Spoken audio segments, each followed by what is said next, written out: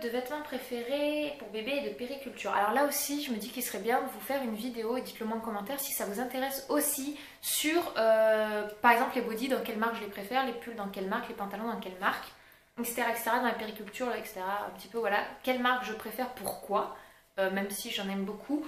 Alors de manière générale, pour le matériel de périculture, ou les vêtements, j'en aime beaucoup. En ce moment, je suis beaucoup au niveau habits chez La Redoute. Je découvre au fur et à mesure, il y a plein de jolies choses. Après, c'est vrai que ça coûte assez, c'est un peu plus cher. J'aime bien Zara, surtout pour les bas. Donc, on va dire Zara, La Redoute, Kiabi, j'aime bien maintenant.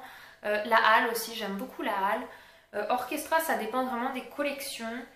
Et au niveau périculture, j'aime beaucoup la marque Badabul, les marques qui sont proposées en grande surface en fait, puisqu'elles sont plus accessibles et la qualité est là. Donc on va dire Badabul pour les marques accessibles et les marques un peu plus haut de gamme on va dire, c'est bébé neuf et autour de bébé. Ensuite, question suivante dans cette catégorie. Comment t'es-tu organisée pour partir en vacances avec Eden? Oui, parce que si vous me suivez sur mes vlogs, je suis partie cet été 2 semaines et on va repartir encore, c'est prévu. Au niveau organisation, je prévois large en quantité d'habits. Si vous ne pouvez pas laver des machines, prenez double. Voilà, pour changer 2 fois votre enfant, ça dépend de l'âge en fait qu'il a. C'est très simple, hein. Faites une liste avec tout ce que vous avez besoin. Si vous voulez, la prochaine fois que je pars en vacances, je vous ferai une valise. Voilà, je vous montrerai ce que je mets dans ma valise. Donc dites-moi si ça vous intéresse, je prendrai note. Quels sont les produits que tu utilises pour Eden? J'utilise, donc je pense que c'est au niveau hygiène cette question. Les produits que j'utilise le plus, c'est la marque Mustela et la marque Rivadouce, qui sont 2 marques que j'aime beaucoup. Qu'écoutes-tu comme musique? Alors c'est marrant, mais j'ai voulu quand même répondre à cette question. Moi j'écoute de tout, je suis un peu moins musique commerciale, mais dernièrement j'aime bien. Sinon je suis abonnée aux comptines de mon fils. D'ailleurs j'ai prévu de vous faire une vidéo sur les comptines que j'aime le plus chanter ou faire avec mon enfant et que je trouve sympa au niveau éveil. On enchaîne avec la dernière catégorie de vidéos, catégorie de questions, pardon, qui est sur l'éveil. Donc comment ça se passe chez la nounou? Ça se passe très bien. Eden est quelqu'un de très social, donc il n'y a aucun problème et j'en suis très contente. J'ai une très bonne nounou et pour les gens qui habitent autour de chez moi, je la recommanderais à 100%. Vraiment, c'est un amour et c'est une bonne nounou, c'est une mama en fait. Voilà, et c'est ce que je recherchais.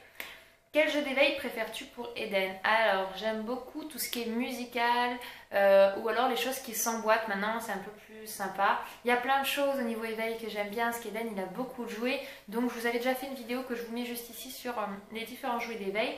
Donc, je vous recommande d'aller la voir si c'est un petit peu ce qui vous intéresse. Il va y en avoir d'autres qui vont être prévus, ne vous inquiétez pas. Le plat préféré de bébé. Bébé, ce qu'il préfère le plus, c'est les yaourts. Voilà, au niveau alimentation, c'est un amoureux des yaourts. Donc après, ils mangent de tout à cet âge-là, ils n'ont pas assez les goûts développés pour voir vraiment avoir des choses qu'ils n'aiment pas du tout et des choses qu'ils aiment plus que tout, mis à part les yaourts. Eden est un gros amoureux des yaourts. Quel mode de garde? Du coup, la nounou.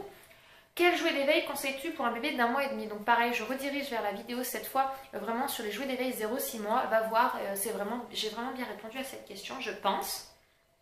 Ton moment préféré avec bébé dans la journée? Mon moment préféré avec bébé, c'est en fin de journée ou le matin quand il se réveille, qu'on joue un petit peu tranquille, il est posé, ou en fin de journée, que ce soit au bain où il s'amuse ou un petit peu où on joue ensemble, puisque l'après-midi, généralement, il me fait une bonne sieste.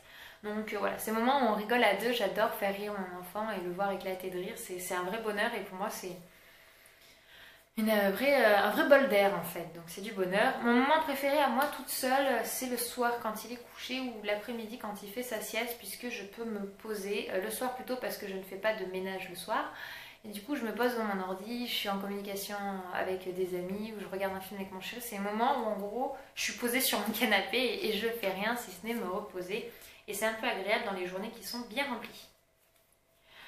Quand as-tu commencé la diversification alimentaire? Comment as-tu procédé? Quel aliment as-tu donné à ton bébé en premier, etc., etc. Donc pour tout ce qui est diversification alimentaire, quand j'ai commencé à 4 mois et demi, 5 mois plus ou moins, parce que Eden avait au niveau morphologie la capacité et au niveau développement estomac, mon pédiatre m'avait dit que c'était bon. Donc attendez la validation de votre pédiatre et vous pourrez commencer la diversification alimentaire. Qu'est-ce que j'ai donné en premier? Ça a été un petit pot de compote de pommes. Voilà, j'ai voulu faire un grand classique. D'ailleurs, j'avais filmé, mais la vidéo est un petit peu perdue sur un autre ordinateur que je n'ai pas, donc je ne pourrais pas vous montrer. Mais à l'occasion, je vous montrerai, c'était vraiment trop sympa à voir parce qu'il était touillé la cuillère, maintenant il a très bien compris, aucun problème. Alors moi j'alternais un coup légumes, un coup fruits, c'est-à-dire qu'un petit pot il va manger la moitié, donc le lendemain il va manger l'autre moitié, et après on faisait un coup fruits, donc 2 jours fruits, 2 jours légumes, parce que je voulais pas qu'il, après s'il découvre que le salé ou que le sucré, qu'il ait du mal à adapter l'autre. Moi j'ai vraiment fait les deux de façon à ce qu'il n'y ait pas de problème, et du coup bah, je n'ai pas eu de soucis. Quelle quantité, combien de biberons donnes-tu depuis la diversification alimentaire? Alors ça a bougé, au début il n'avait pas de yaourt, donc le midi et le goûter, le petit pot était complété par un biberon. Donc en fonction, en fait il faut que ça fasse la quantité que vous donnez dans un petit pot, il faut donner la différence en biberon qu'il aurait fait si vous avez un biberon plein. En gros, si vous donnez du biberon de 220 et que vous donnez 20, bah, faudra passer à 200 sur le biberon. Je sais pas si vous voyez ce que je veux dire, mais en gros il faut pas qu'au total il ait mangé plus que s'il aurait un biberon habituel. Voilà. Et maintenant, aujourd'hui, bah, il a que le biberon le matin et le soir. Et le soir, nous sommes à la soupe avec un biberon en complément. Mais ça, je vous en parlerai dans la vidéo sur le 11e mois de bébé.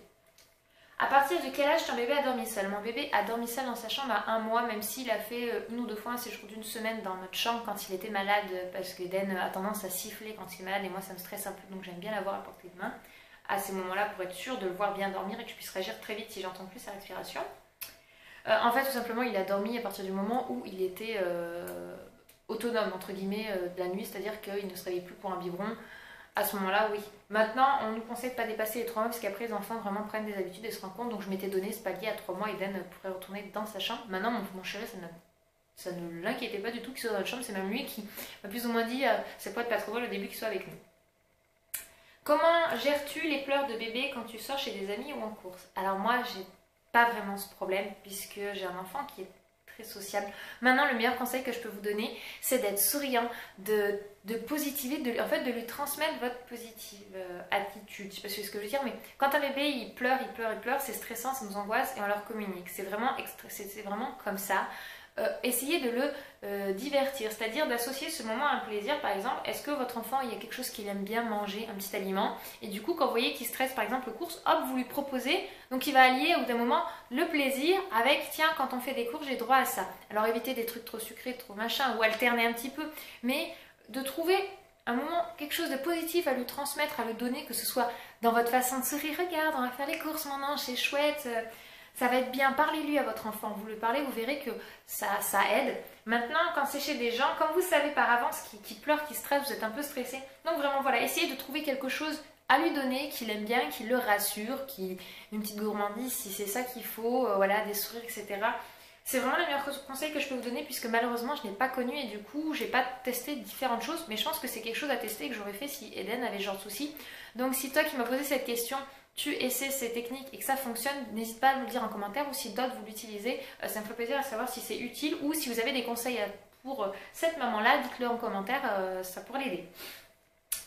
As-tu constaté la règle des 3, 6, 9 des pics de croissance avec Eden? Alors moi j'ai un enfant extrêmement grand qui aujourd'hui mesure 88 cm. 78, pardon, 78, j'aime mieux. 78 cm à 11 mois. Donc, en fait, il n'a fait que des pics de croissance. Moi, il m'a fait un gros pic de croissance au 2e mois où il a pris entre le 1er et le 2e mois 9 cm et demi.